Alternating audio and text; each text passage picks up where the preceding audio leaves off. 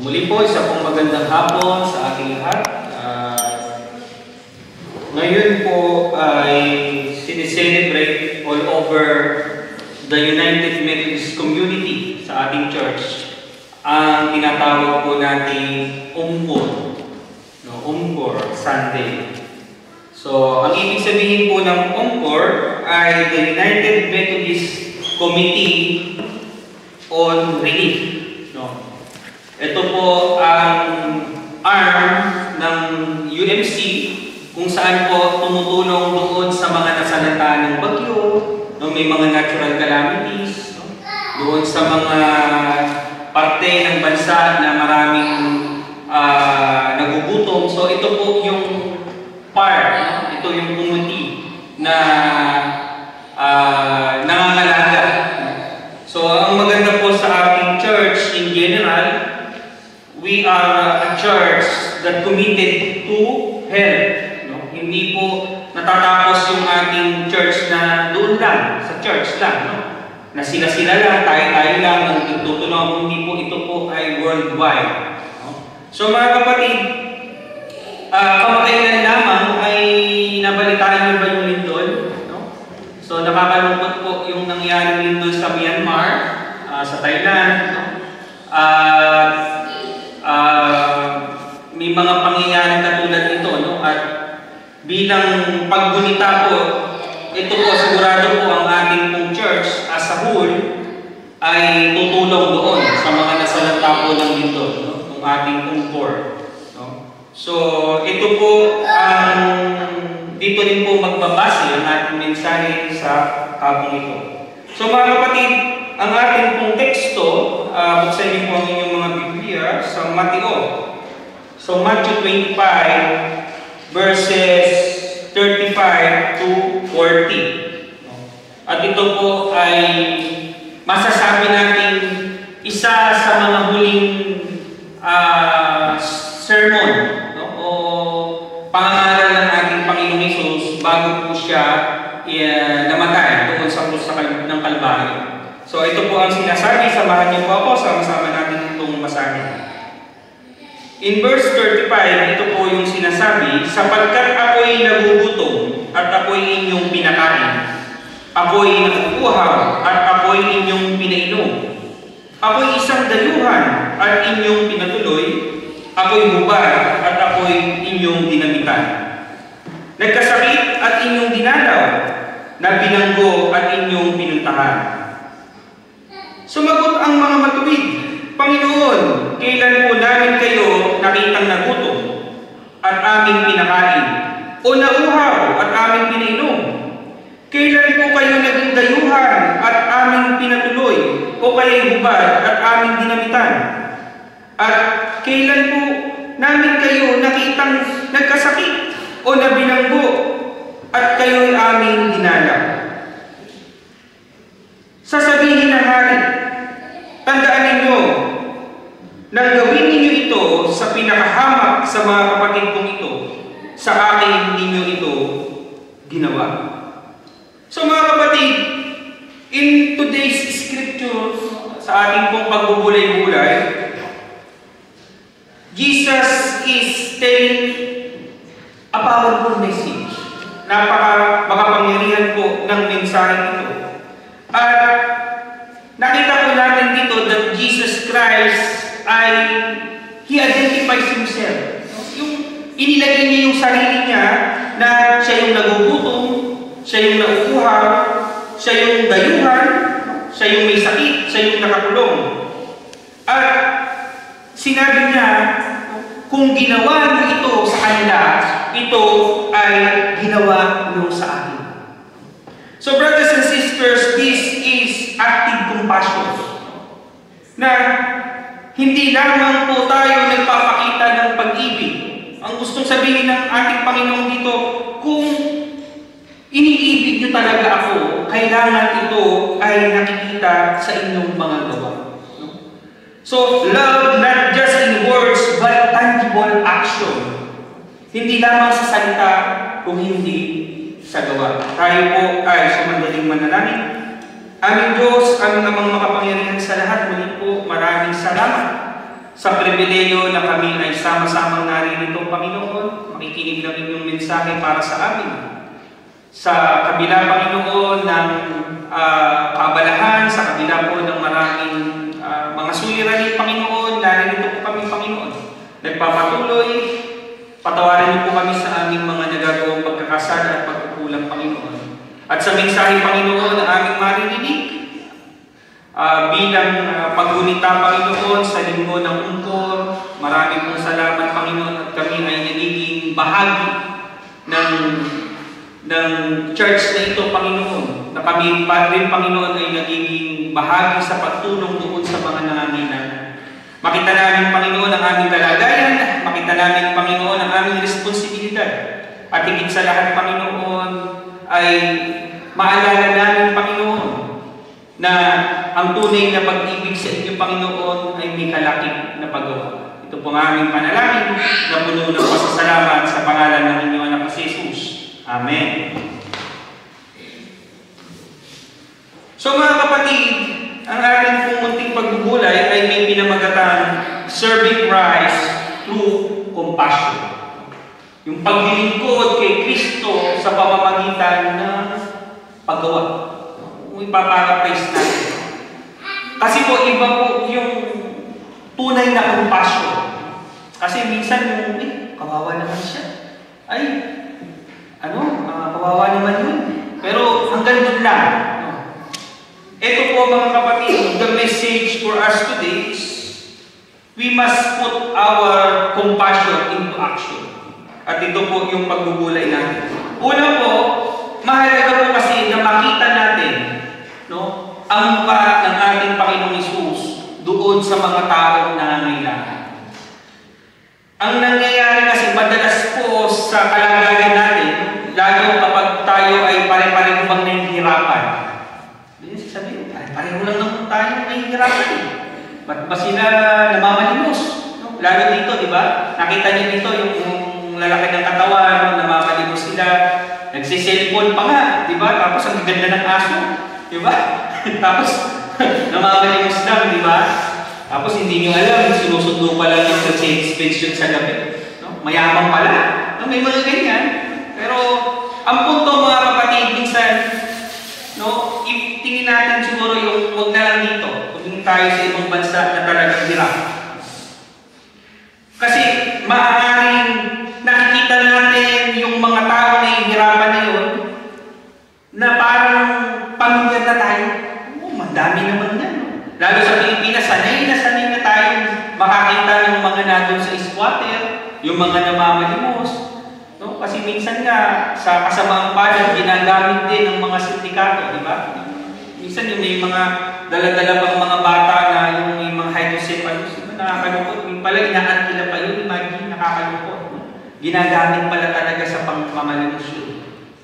Pero mga kapatid, the point here is every time na makakakita tayo ng mga taong naghihirap, we must consider that yung mga mukha nila ay dapat nakikita natin yung mukha ng ating Panginoong Hesus.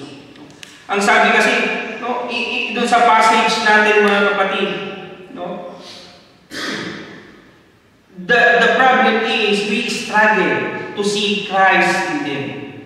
Siguro, kung nakikita natin yung mukha ng ating Panginoong Hesus, magiging mas matulungin tayo, mas magiging compassionate tayo. So, mga kapatid, throughout the message, ang sinasabi ng Panginoon, when we serve them, we serve Him.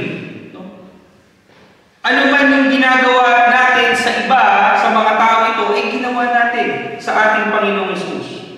But the problem here is, nahihirapan kasi tayo minsan sa hirap ng buhay din. At hindi naman lahat din sa atin ay madali. Minsan, madalas natin sinasabi na mahirap kumita ng pera. At hindi yan nauunawaan ng mga nasa Pilipinas. Nakwento ko nga sa misis ko kanina nung isang araw. Sabi ko, may kaklase ako ng elementary. Walang kamusta-kamusta.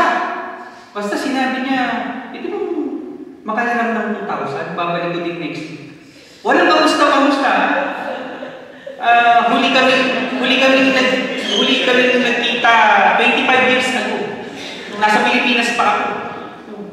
kamusta? Uy, kamusta ka? Buti pa yung iba eh. May pasakalan mo eh, no? Kamusta ka na? Oh, dyan ka lang pala sa kita ni. At least may mga pasakali pa, no? Eh, no, wala. Talaga, yung 2,000, pwede ko kumain ng 2,000. Padala mo sa Gcash ko.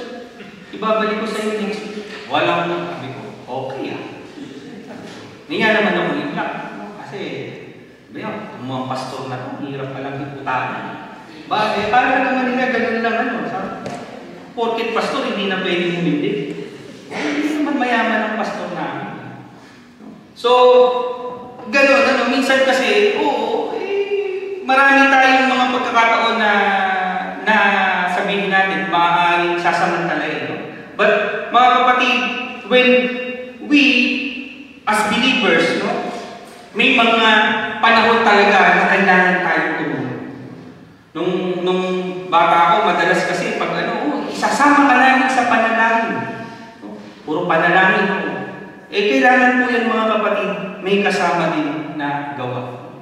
So, malay natin, kaya tayo nadoon sa sitwasyon na yun, ay tayo yung gagamitin ng Diyos para makatulong sa tao. So, we must remember to see the face of God, our Lord Jesus Christ, dun sa mga taong nangangailangan. So, kailangan din naman natin ng discernment dito, mga kapatid, na tulungan yung mga dapat tulungan. Pangalawa, love in action. Mga kapatid, as believers, faith is not just about belief. Ano ang sabi sa James? No? Ang pananampalataya walang gawa ay patay. Faith without works is dead. No? So, don't get me wrong, mga kapatid. No? As a church, hindi po tayo naniniwala na maliligtas tayo sa pamamagitan ng gawa. Pero, ang sinasabi po dito, mga kapatid, yung bunga ng pananampalataya. No? Kung meron pong bunga ang pananampalataya, ito po ay makikita sa pamamagitan ng gawa. No? Ito po yung sinasabi dito ni Apostle James. So, faith in action. It's all about action, mga kapatid. No? Hindi po pwede na yung umor natin. No? Kaya po yung ginawa is maging arm.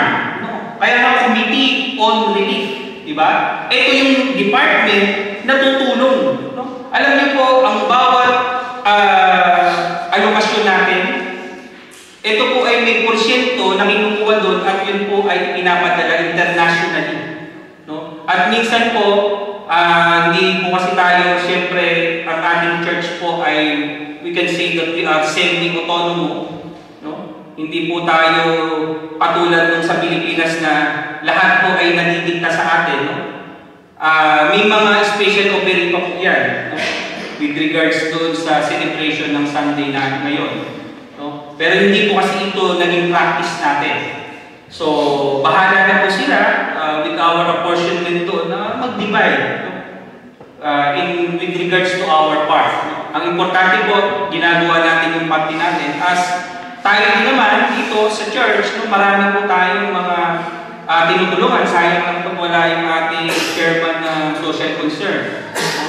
Alam naman po natin na ang ating church ay may mga may mga programa. No? Tumutulong tayo sa Pilipinas, no? Tumutulong tayo dito sa mga kapatiran. So bahagi po lahat yan. Hindi po sapat yung ipag-pray natin, no? Na iisipin lamang natin yung mga nabubuto. No? Kailangan po ay mayroon pong kalaki na paggawa. So, brothers and sisters, Jesus is calling us to feed. No? To feed, to clothe, and to welcome the foreigner. Sabi, dayuhan.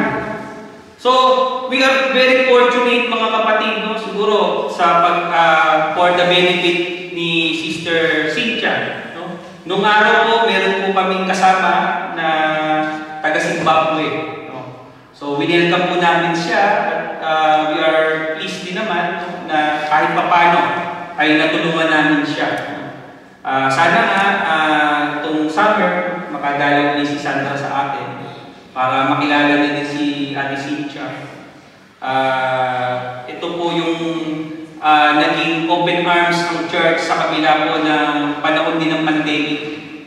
Na kulang ang trabaho, may mga problema din sa finances ang church. Pero ang maganda po nito ay ipinakita natin sa abot ng ating makakaya yung ating pag-ibig. Hindi natin ito sinukuan at pumunta yung magulang niya dito, na-meet namin. Very thankful siya. Salamat ka sa inyo, hindi nyo pinabayaan yung anak ko. Ngayon po ay maganda ng kalagayan ni Sandra. Siya ay isang profesora sa malapit sa Como. Hindi ko alam kung anong school yung pinagtuturuan niya. Pero hindi na siya katulad talaga ng dati na nakita natin na talagang ramdam natin na halos to survive, hindi siya kumakain. So, naranasan niya na hindi kumain sa iyak dahil yung pagpapatuloy pa lang sa kanya, wala siyang maibayad. Nahihiya siya na kumain pa ng libre.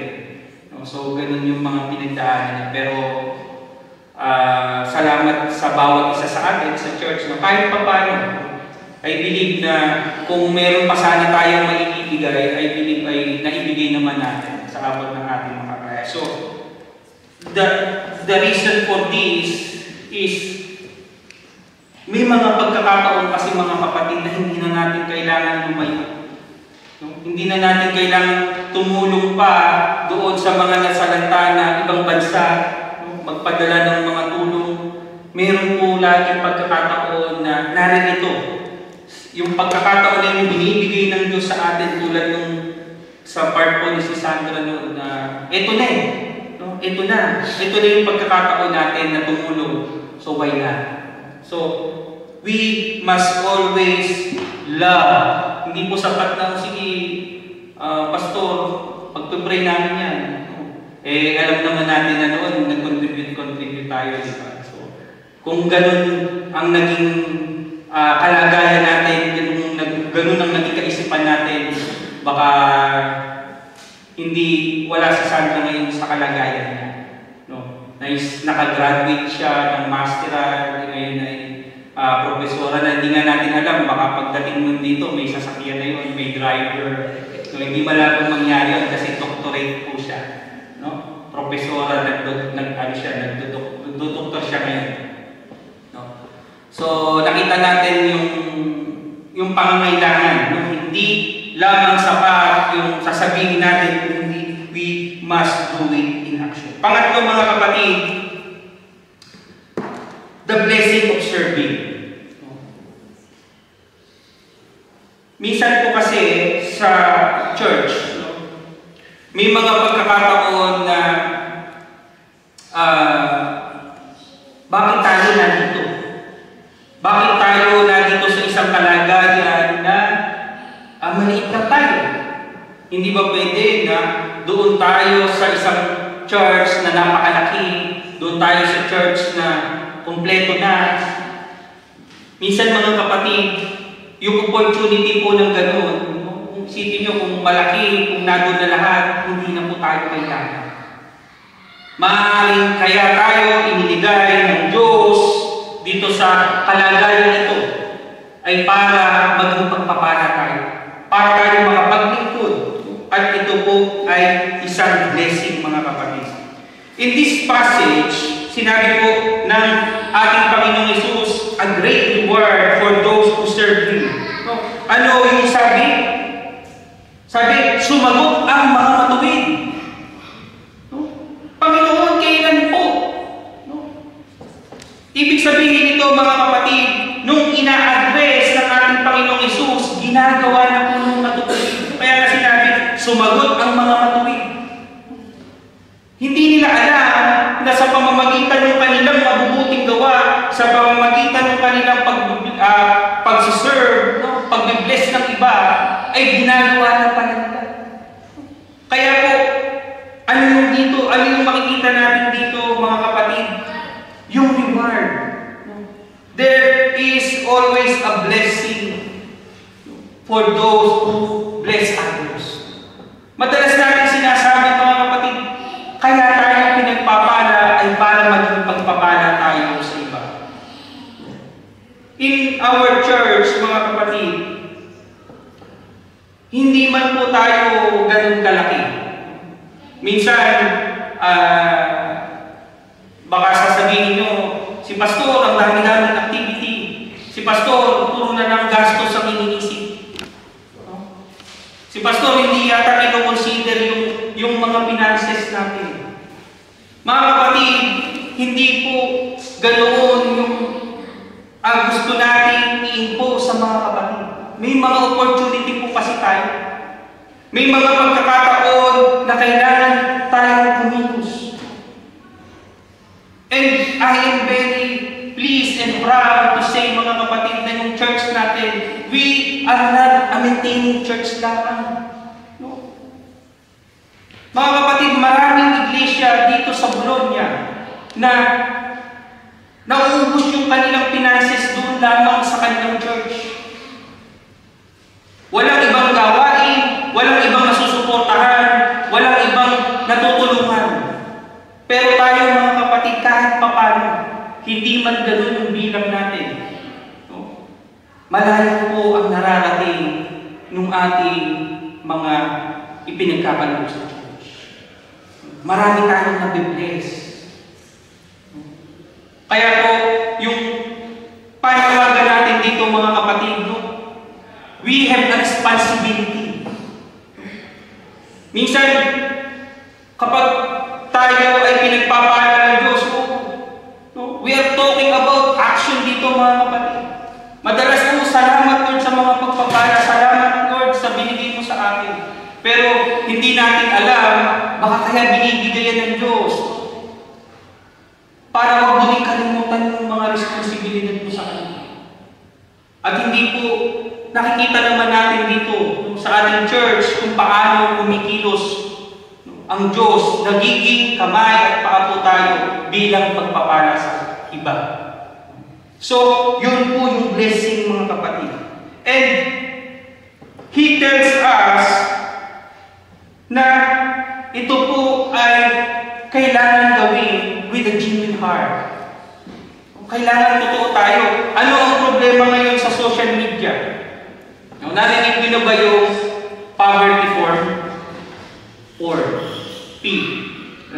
Nanihirapan ako sa F sa kasakli na pagbabaliktad ko lagi. No. Narinig nyo na ba yung kabataan? Alam nyo ba yun? Poverty form.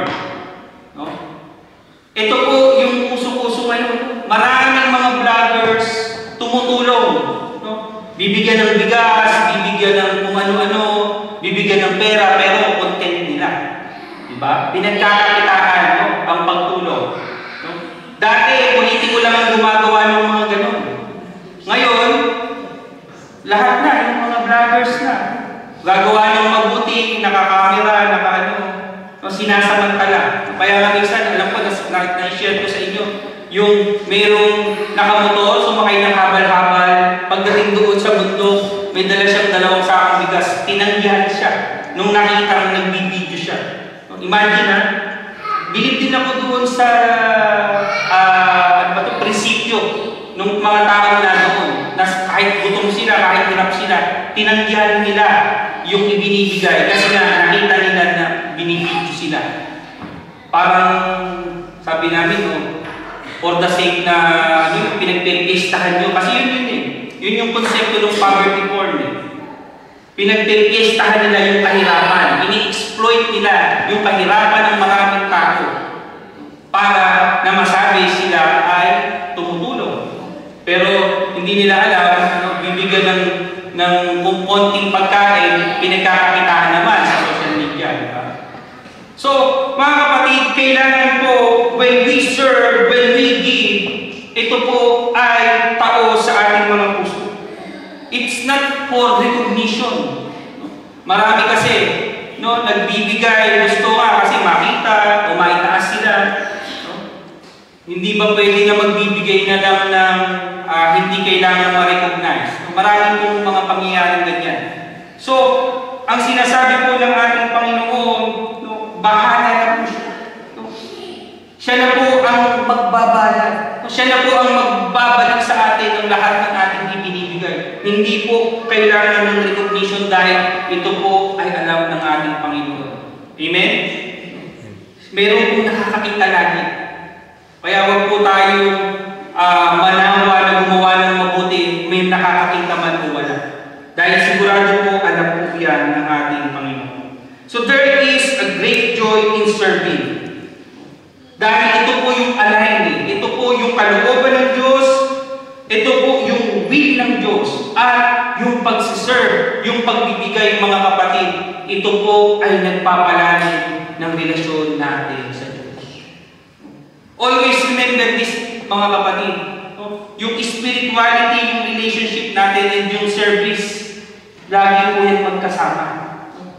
Hindi po pwede sasabihin yung mahal na mahal ko ang Diyos, pero hindi tayo nagsiserve, hindi tayo nagbibigay, wala tayong pakialam sa church, hindi po pwede.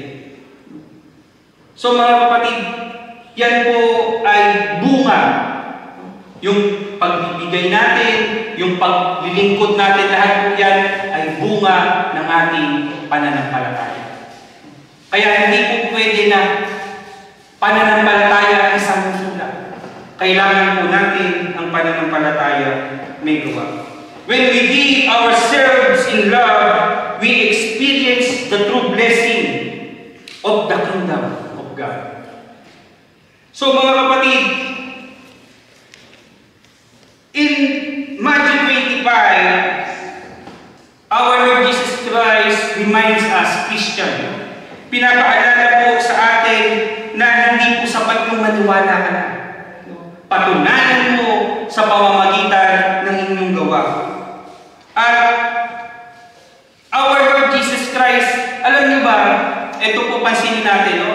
In the last days, no, yung mga huling sandali ng ating Panginoong Hesus, no, napakahalaga po niya bilang mga mananampalataya.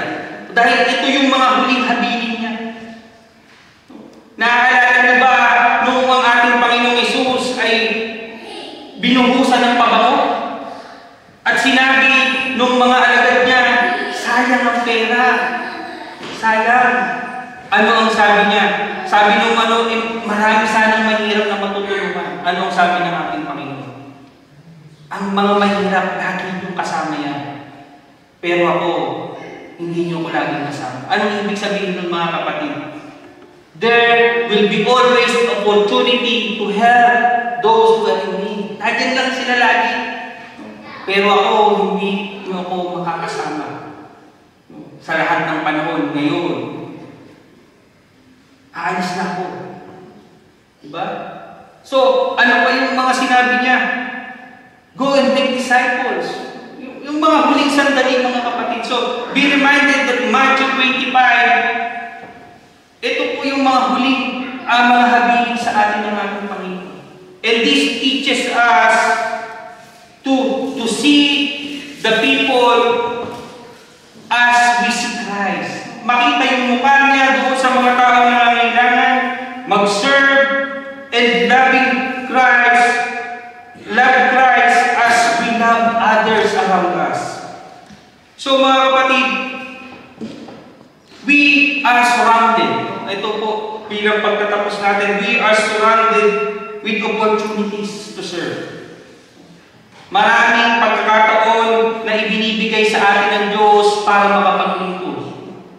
Alam ko, very hectic, no? Very tiring, hirap ang schedule natin mga kapatid, but there will always be opportunities, tandaan po natin yan. Mamaliit, mamalaki, no? Wala po sa lakihan, wala po sa liit. No? Ang sinasabi po natin, meron pong lagi tayong oportunidad na makapaglingkod sa Diyos. Anumang paraan, meron at meron mga kapatid. We can support the ministry, we can volunteer, we can do the act of kindness. Makakagawa tayo ng mabuti, makakapaglingkod tayo. In every little way, mga kapatid, there will always be opportunity na tumulong at maglingkod sa Diyos. So mga kapatid, in every small acts of compassion, make an eternal difference. Sa mga bagay, minsan, makikita natin na maliliit na bagay na ginawa natin with a genuine heart, tumulong tayo, will make a difference. Tatanawin ng utang na loob, tatanawin ng nung tinulungan natin at higit sa lahat mga kapatid, ginawa po natin ito sa ating Panginoon. Ito po ang ating mensahe sa pangalan ng Ama, ng Anak, ng Banal na Espiritu.